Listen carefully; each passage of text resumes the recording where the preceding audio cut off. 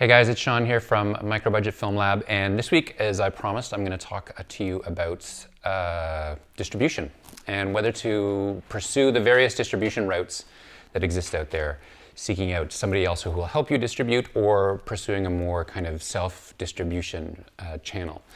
And in some ways, the differences can be important and the different routes can be important, but there's a bigger question, a more important question, which I'll save for the end, that a question you have to ask yourself as you prepare for distribution. Now, first off, as I've mentioned previously, we got a sales agent for our film, A Brand New You, and they got it up on Amazon in the United States and UK and Germany, Japan, and they just recently got it in China, and now they're getting it up on Roku, I think.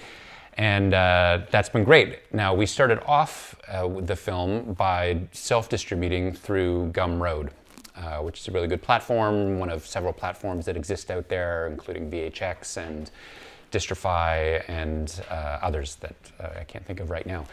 Now, here's the thing. When you get a sales agent or a distributor, you have to go through this intense deliverables process. And I talked a bit about deliverables last week and went into some detail about it. I didn't cover everything, and some people had some questions about some of the details that I left out, like the cost of needing to get a music and effects track, for instance, which was considerable, and then the editing process you had to do to meet the quality control reports and so on.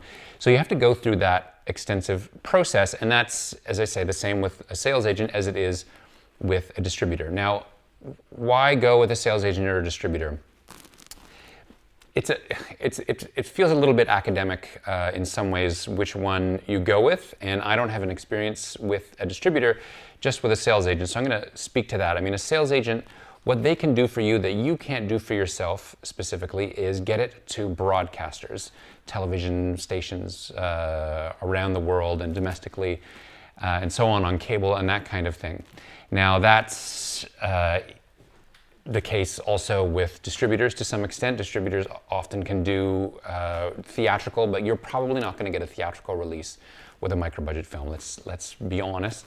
Those days of anything much different than a blockbuster superhero movie or some major drama with Meryl Streep in it have a difficult time finding a place in theaters. There are some alternative theaters, and you can do things like tour your film like a rock band might tour and so on, but by and large you're looking at, after your festival run and maybe a hometown premiere, maybe a premiere in a couple places, unless you have a niche film that can really target a niche audience, like a documentary about something, say firefighters or what have you, you're probably looking at going to video on demand.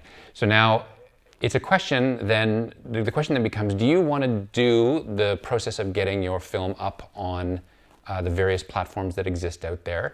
And you can do that, not yourself directly, but through an aggregator, like Gravitas Ventures or Juice, or there's a number of them. I hope to interview one or two in the coming months to talk about that experience and what they can do for you. And they basically, for a flat fee, will convert and prepare your film for delivery to the platforms, iTunes, Netflix, and Amazon, and so on.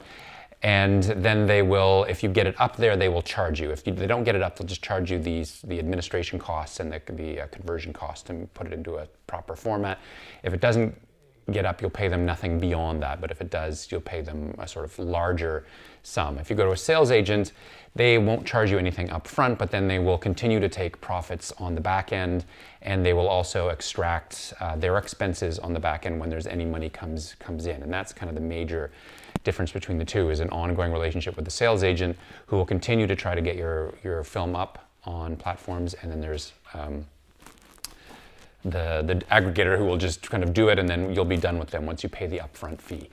There's a third possibility, which is producers reps, which you'll see out there. Circus Road is one a name that has come up a lot. And some of those, like Circus Road, sometimes will, or maybe all the time, I'm not sure, will charge you a sizable amount just to rep your film with no guarantee that it will get up anywhere. And I don't see the use in that. If I'm going to pay somebody up front, I'm going to go to an aggregator that will, I'll be paying for something definitively and not for nothing, which is what it seems like you get with a producer's rep of that kind. There are different kinds of producer's reps, of course. So The next possibility is that you self-distribute through something like Gumroad or VHX or Distrify, as I've mentioned. And those can be really good because you can then control things. You can offer specials on rentals and so on, to try to increase the number of rentals that go out there. That gives you more kind of granular control over it. You can see, when you get up on Netflix or Amazon, for instance, you can't see the number of eyeballs that you've gotten. You get your payout. If they haven't paid you up front, you get a payout at the end of each quarter, but they don't give you any details in terms of numbers. So you can, with Gumroad or the other self-distribution platforms, get a real sense of your sales volume and the effectiveness of any marketing that you're doing. So there's that bonus of having that control. The drawback, of course, is that they don't have the same kind of credibility in terms of people paying them as iTunes does. When people go onto iTunes, they feel comfortable giving their credit card number and downloading a movie. People already have accounts with Netflix, so you're cutting out a step in the process.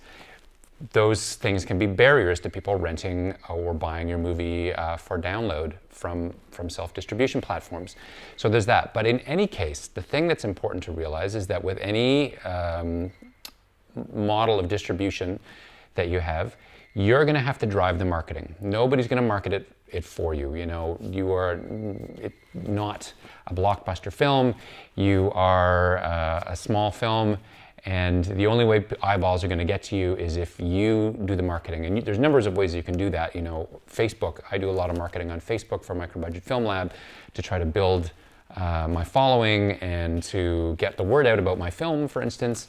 And that can be an incredibly powerful way to do advertising that allows you to have granular control of who you target. It's not like, when Lord of the Rings came out, or The Hobbit. I remember The Hobbit specifically, actually, in Toronto. I'd get on the subway and entire subway cars would be taken up with Hobbit ads. It was just saturation advertising because they had a budget.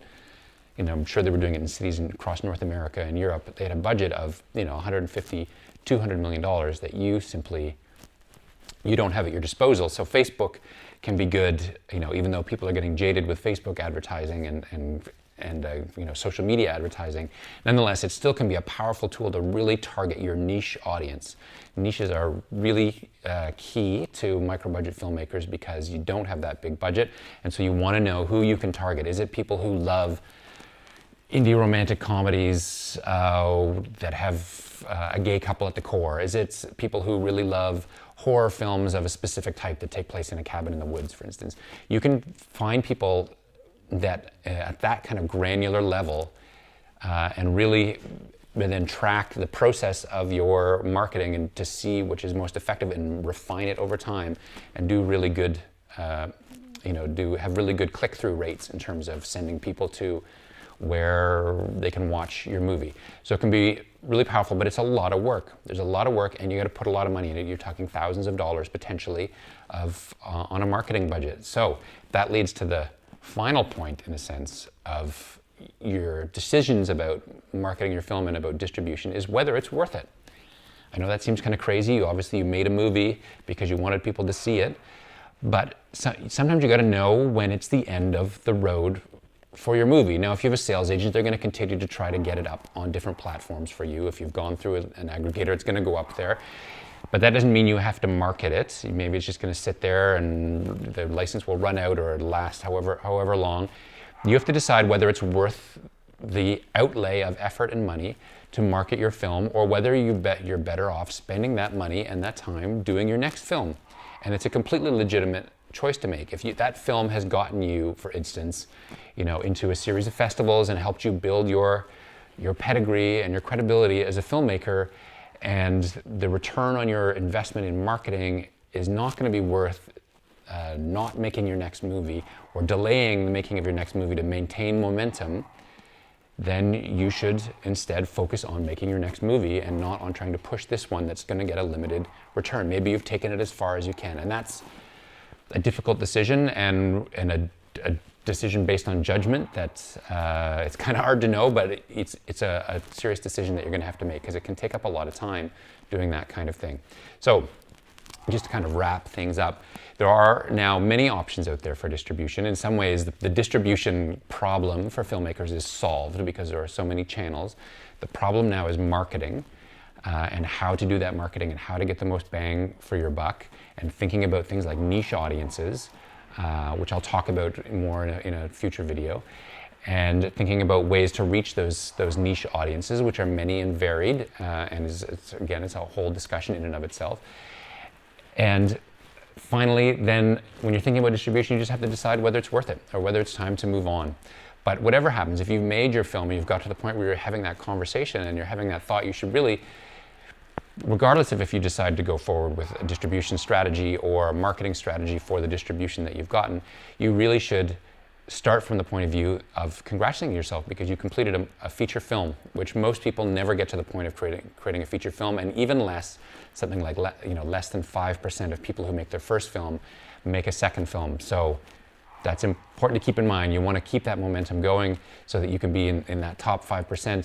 But whatever you do, as soon as you've created that feature film and you've locked your picture and locked all that stuff, pat yourself on the back and congratulate yourself because you're one of the incredible few people who managed to do it. So I look forward to talking to you more about different ways to market and different ways to make your feature film in the next installment from Microbudget Film Lab. Thanks.